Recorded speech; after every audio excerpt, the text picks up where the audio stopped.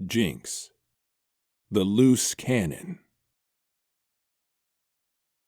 While most look at Jinx and see only a mad woman wielding an array of dangerous weapons, a few remember her as a relatively innocent girl from Zaun, a tinkerer with big ideas who never quite fit in.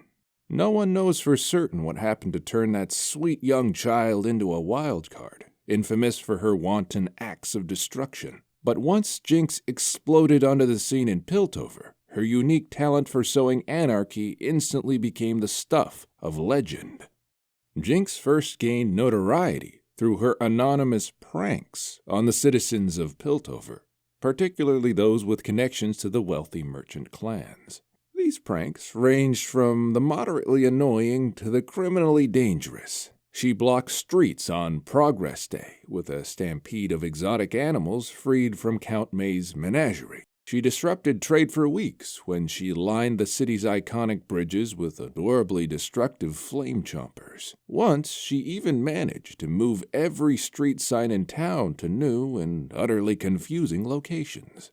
Though this unknown troublemaker's targets seemed random, and her motivation nothing more than pure chaos, her actions always served to bring the city's orderly bustle to a screeching halt.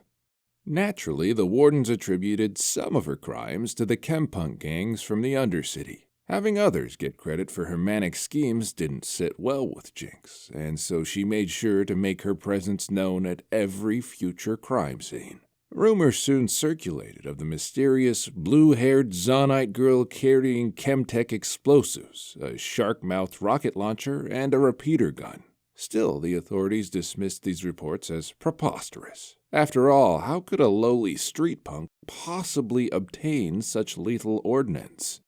Jinx's bombastic spree seemed endless, with the warden's attempts to catch the culprit thwarted at every turn. She began tagging her works of destruction with vivid graffiti and other taunting messages directed at the city sheriff's newest ally in the fight against crime, Enforcer Vi.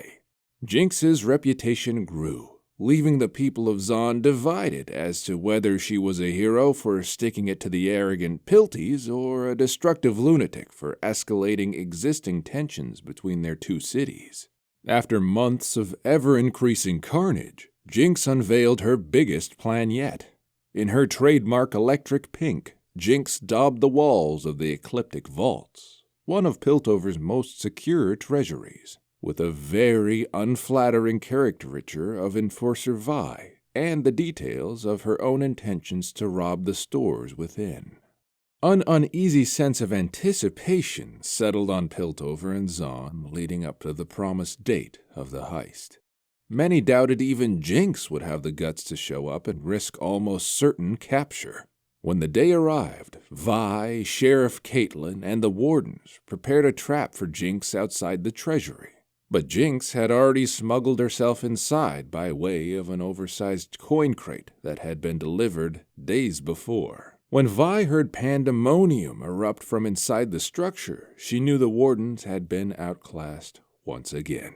She burst into the treasury, and the ensuing confrontation left the Ecliptic Vaults a smoldering ruin, and the merry mischief-maker Jinx nowhere to be found. Jinx remains at large to this day, and is a constant thorn in Piltover's side. Her schemes have inspired copycat crimes among the chempunks, as well as numerous satirical plays lampooning the incompetence of the wardens, and even a smattering of new colloquialisms throughout both cities, though no one has yet had the courage to call Enforcer Vi pretty in pink to her face.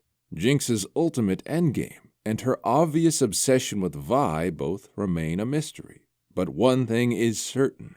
Her crimes are continuing and growing in sheer audacity.